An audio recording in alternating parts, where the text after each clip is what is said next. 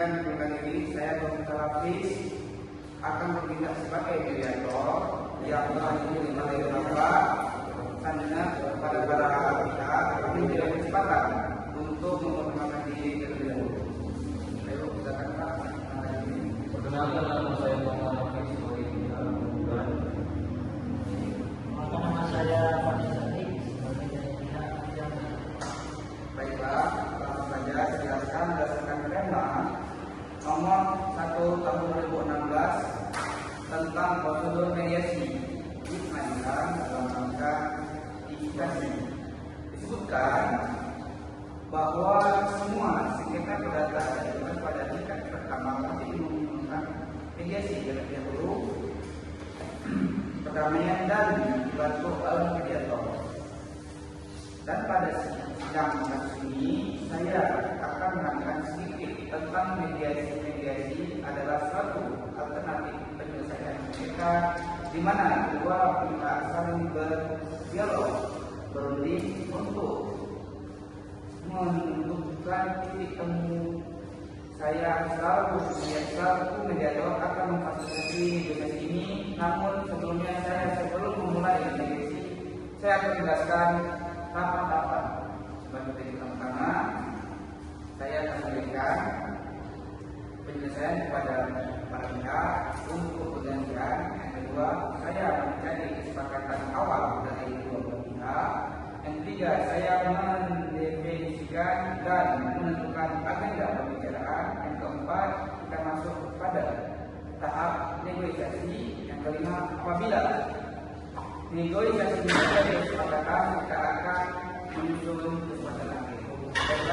Apakah para pihak setuju dan dengan kesepakatan tersebut?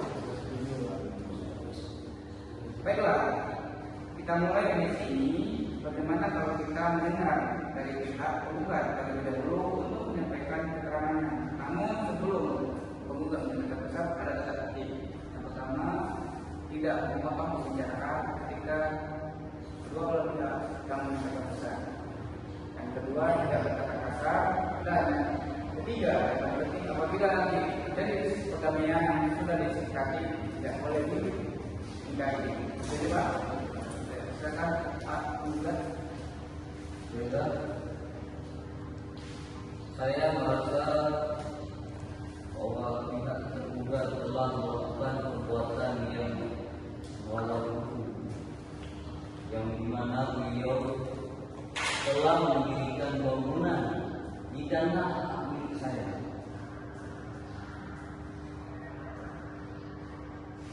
Tergugat telah melanggar kesepakatan antara kedua belah pihak, yang dimana kesepakatannya adalah saya cuma memberikan hak menumpang tanah saya kepada beliau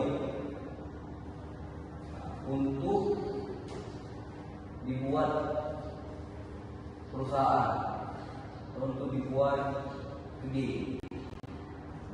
Namun bukan secara permanen. Datang beliau buat bangunan secara permanen. Saya pikir dia cuma buat saya gede-gede kios lagi. Datang beliau buat bangunan secara permanen, di mana membedakan. Itulah masalahnya. Sekarang Bapak mengenai Bahwa penggugat melakukan perbuatan malprestasi dengan tidak mengembalikan uang modal saya, itu sebesar 20 juta. Bahwa hal tersebut merupakan jaminan atas uang yang tidak tergugat donasi atau tidak tergugat janjikan kepada saya. Untuk waktu yang saya lakukan, bahwa juga ketika penggugat datang untuk melunasi utangnya tersebut dan mengambil tanah tersebut, saya akan ambil tugas karena telah mengeluarkan uang banyak untuk membangun tersebut.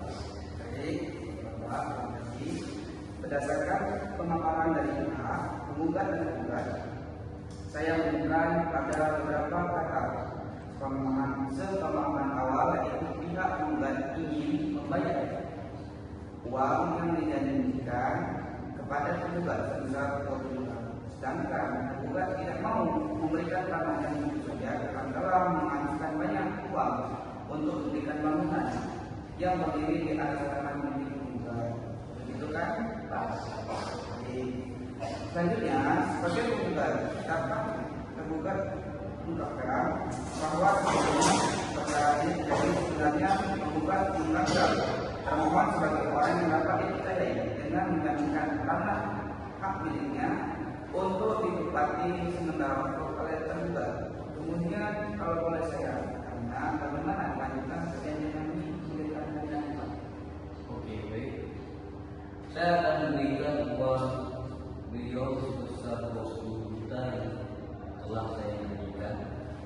Kemudian setelah uang itu telah saya berikan, tergugat harus meninggalkan tanah milik saya yang sebelumnya saya pinjamkan untuk ditempati sementara waktu oleh tergugat. Dan Pak, saya minta penggugat untuk memberikan uang ganti yang dijadikan beliau sebesar 20 juta beliau, dan saya juga minta penggugat memberikan kompensasi kepada saya karena saya telah rugi namun banyak membangun bangunan yang menghabiskan banyak uang di tanah tersebut. Jika penggugat yang hasil kembali tanah tersebut. Terima kasih.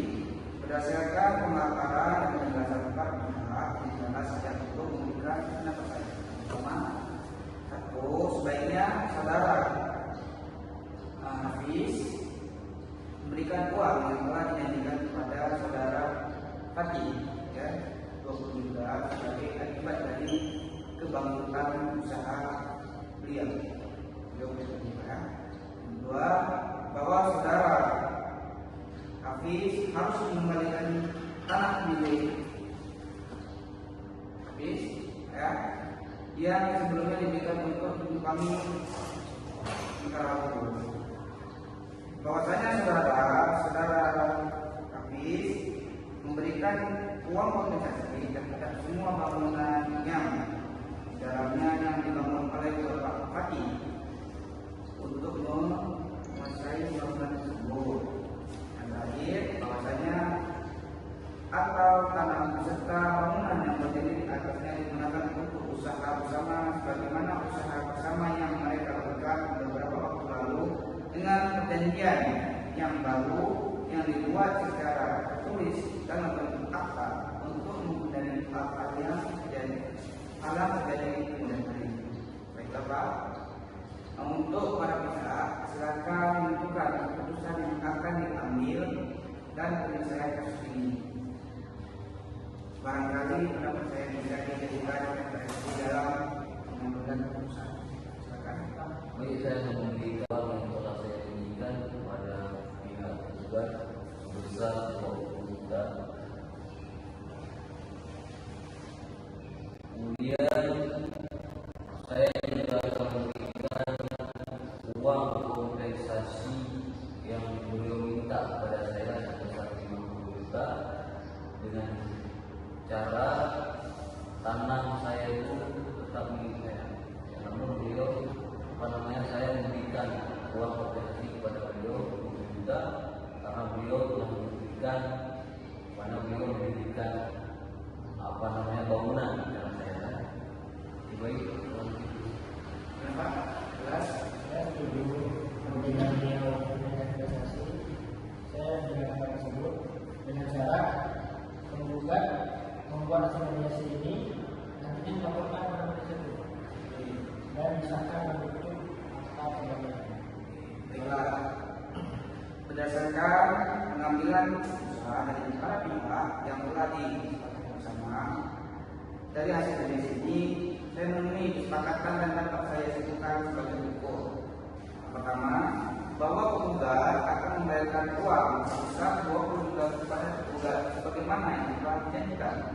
Kemudian, penggugat juga akan memberikan uang kompensasi kepada pihak tergugat terkait ganti rugi uang yang telah dikeluarkan terkait bangunan di atas tanah tersebut sebesar 20 juta. Selanjutnya, tergugat harus meninggalkan tanah dengan bangunan tersebut dan memberikan kepada penggugat setelah penggugat memenuhi kewajibannya membayar uang sebesar 20 juta, ditambah kompensasi sebesar 50 juta. terakhir, hasil mediasi ini nantinya harus dilaporkan ke majelis hakim untuk disahkan dalam bentuk akta perdamaian. Baiklah para pihak, apakah setuju dengan hasil mediasi kali ini? Setuju, Pak. Oke, jadi ini saja dari hasil mediasi kami. Lebih kurang saya mohon maaf.